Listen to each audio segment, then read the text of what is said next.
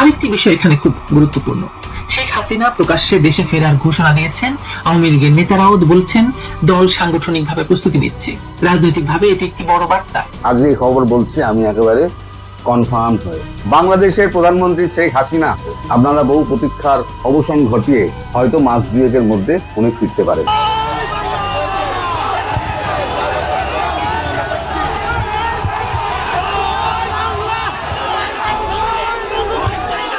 পদত্যাগপত্র নাই শেখ হাসিনা, কারো কাছে নাই। এই কথাটা আবার তুললে, আরো গল্পটা জমিয়ে বললে কি ধরনের প্রতিক্রিয়া হতে পারে? যত দিন যাচ্ছে ততই বাংলাদেশের রাজনীতির হিসাব একেবারে এলোমেলো হয়ে যাচ্ছে। এখনো বাংলাদেশের রাজনীতিতে টান টান উত্তেজনা বিরাজমান চলছে। কখন না জানি কোথা দিয়ে হুট করে শেখ হাসিনা দলবল নিয়ে বাংলাদেশে ঢুকে পড়ে। অন্যদিকে শেখ হাসিনাকে ক্ষমতাচ্যুত করা সেই 5ই আগস্টের পর থেকে বাংলাদেশকে নেতৃত্ব দেওয়া এক সময়ের মহানায়ক থেকে বর্তমানে খলনায়ক হিসেবে পরিচিত প্রফেসর ডক্টর ইউনূস, তিনি ইতিমধ্যে উড়াল দিয়েছে প্যারিসে, যেখানে গত কোরবানির ঈদেও একসঙ্গে বাংলাদেশে পবিত্র ঈদুল আজহা উদযাপন করেছে। তবে এবার তার হাতে সুযোগ থাকা সত্ত্বেও কেন তিনি তাড়াহুড়া করে বাংলাদেশ থেকে প্যারিসে চলে গেলেন? প্রশ্নটা ঠিক এখানেই উঠেছে। তবে কি সত্যিই বাংলাদেশে আসতে চলেছেন শেখ হাসিনা? এবং তারই আভাস পেয়ে চটপট করে বাংলাদেশ থেকে ভিভিআইপি প্রোটোকল নিয়ে কেটে পড়লেন তিনি।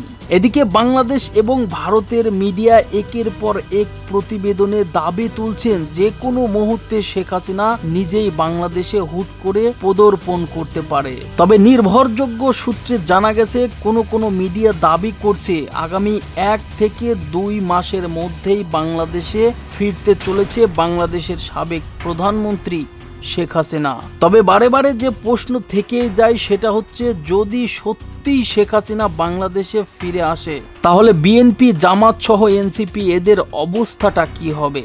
এবারে চলুন দেখে আসি বাংলাদেশ ও শেখ হাসিনাকে নিয়ে কয়েকটি গুরুত্বপূর্ণ আলোচনা, যা দেখলে রীতিমতো চোখ কপালে উঠতে বাধ্য হবে। 2024 সালের 5 আগস্ট ছাত্র জনতার গণ অভ্যুত্থানের মুখে ক্ষমতাচ্যুত সাবেক প্রধানমন্ত্রী শেখ হাসিনার গণভবন ছাড়ার শেষ মুহূর্তে আসলে কি ঘটেছিল? তিনি কি আদৌ পদত্যাগপত্রে সই করেছিলেন, নাকি তাড়াহুড়োয় কোনো এক রহস্যময় ব্যাগে রয়ে গেছে সেই বহুল আলোচিত 3 পৃষ্ঠার পদত্যাগপত্র?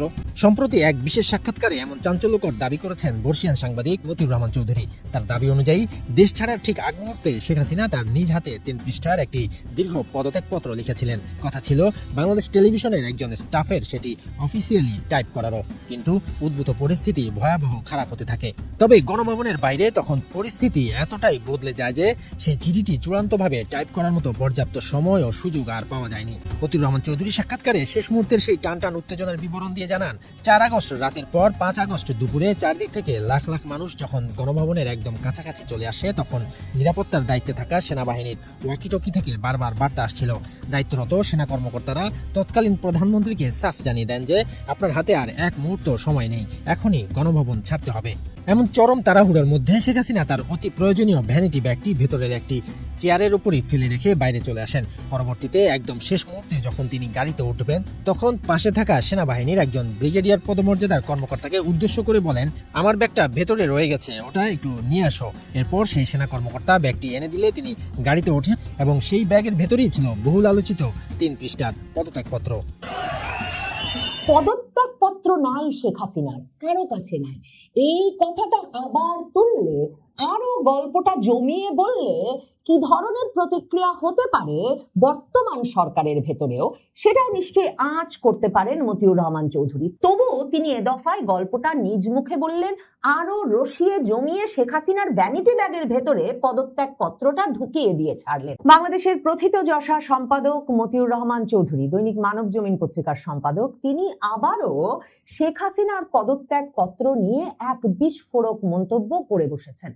মানব জমিন পত্রিকার সম্পাদক মতিউর রহমান চৌধুরীর শেখ হাসিনা 2024-এর 5ই আগস্ট পদত্যাগ পত্র দিয়ে গিয়েছিলেন, নাকি তার পদত্যাগ পত্রের আসলে কোনো হদিশই নাই, মানে কোথাও কখনো তিনি পদত্যাগ পত্র পত্র দিয়ে যান নাই, তা নিয়ে মতিউর রহমান চৌধুরীর মন্তব্য এই প্রথম নয়। এর আগে তিনি রাষ্ট্রপতির সাক্ষাৎকার নিয়ে সারা দেশে 2024-এর অক্টোবরেই আলোড়ন তুলে দিয়েছিলেন এবং তখনই একরকম প্রমাণ হয়ে গিয়েছিল যে শেখ হাসিনার পদত্যাগ পত্রটা কেউ কখনো চোখে দেখেন নাই এবং শেখ হাসিনার পদত্যাগ পত্র দিয়ে যাওয়ার কোনো সুযোগ হয় নাই। এবার তিনি একটা অনলাইন সংবাদ মাধ্যমকে বেছে নিয়েছেন, নিজ মুখেই ওই পদত্যাগ পত্র সম্পর্কে তিনি কি কি জানেন সে সম্পর্কে একটা তত্ত্ব বা তার কাছে থাকা তথ্য, আপনি যেভাবে এই বিষয়টাকে দেখেন না কেন, সেগুলো তুলে ধরার।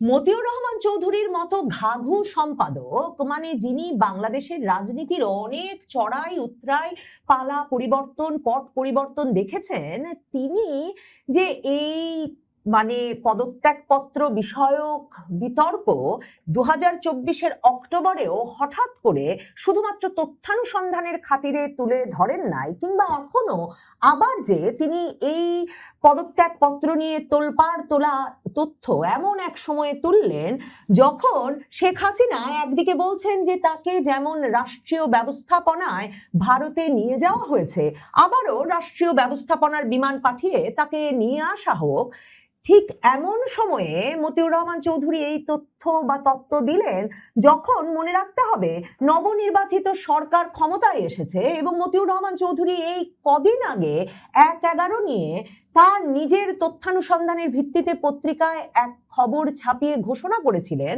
বা এটা নিশ্চিত করেছিলেন যে তারেক রহমান 2008 সালে যখন দেশ ছেড়েছিলেন মেরুদণ্ডের হাড় ভাঙা অবস্থায়, তখন একটা অঙ্গীকার পত্র দিয়ে গিয়েছিলেন যে তিনি আর রাজনৈতিক কর্মকাণ্ডে যুক্ত থাকবেন না।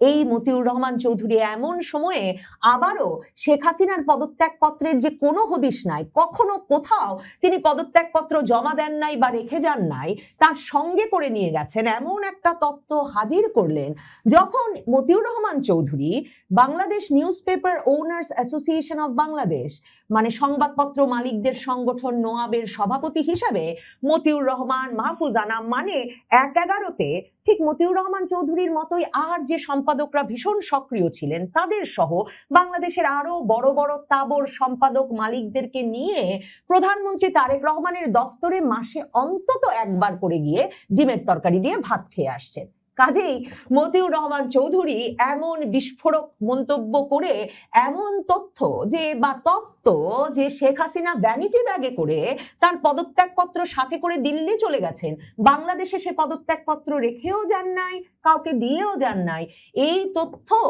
একটা ইন্টারনেট ভিত্তিক, সামাজিক যোগাযোগ মাধ্যম ভিত্তিক সংবাদ চ্যানেলে প্রকাশ করে বা সাক্ষাৎকারে বলে দিয়ে তিনি যে আলোড়ন তুললেন, সেটা যে মতিউর রহমান চৌধুরী সময় বেছে একেবারে পরিস্থিতি বুঝেই তুলেছেন তাতে আমার অন্তত কোনো সন্দেহ নাই। বাংলাদেশের প্রধানমন্ত্রী শেখ হাসিনা, আপনারা বহু প্রতীক্ষার অবসান ঘটিয়ে হয়তো মাস 2-1-এর মধ্যে উনি ফিরতে পারেন। আজকে এই খবর বলছি আমি একেবারে কনফার্ম হয়ে। তিনি বলেছেন যে যাই ঘটে যাক, আমার জীবনে যত দুর্যোগই আসুক না কেন, আমি দেশে ফিরবই এবং সেটা ওই যে একটা পয়েন্ট যেটা আটকে আছে সেই পয়েন্টটা একদম ঠিকঠাক হয়ে গেলে আর ভারতবর্ষের গ্রিন সিগন্যাল পেয়ে গেলে আমি দেশে ফিরে যাব।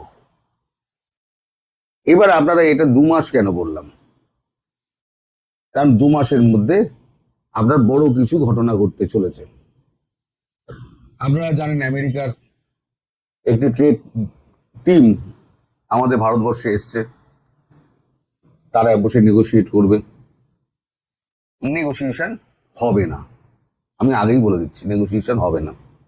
যদি হতো তাহলে প্রেসিডেন্ট ডোনাল্ড ট্রাম্পের ফোন মোদিজি ধরতেন। সম্ভবত 9 তারিখ থেকে 19 তারিখের মধ্যে ডোনাল্ড ট্রাম্প বেশ কয়েকবার ফোন করেন নরেন্দ্র মোদীকে, বেশ কয়েকবার, কিন্তু না এ পাশে ফোন বাজে না কেউ হ্যালো করে। অর্থাৎ প্রেসিডেন্টের ফোন নাম্বার হয়তো ব্লকই করে দেওয়া হয়েছে।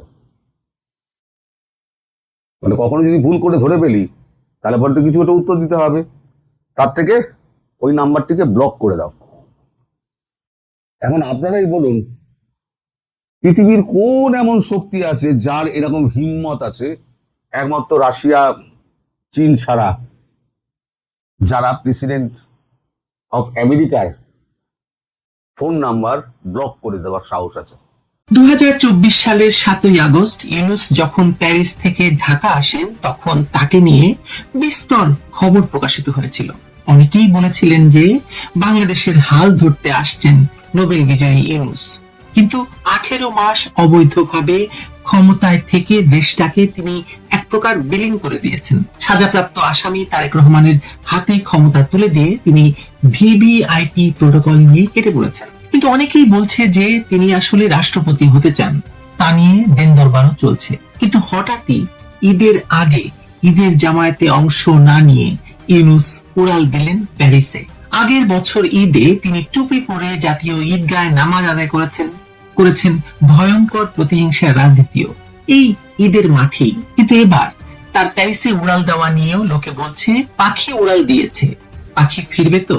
শেখ হাসিনার ফিরে আসার ঘোষণায় ইউনূসের সকল সঙ্গী সাথীরা যেভাবে ভয়ে কাঁপছে, তাতে ইউনূস ফিরবে কি ফিরবে না তা নিয়ে মানুষের মনে প্রশ্ন উঠলে মানুষকে দোষ দেওয়া যাবে না।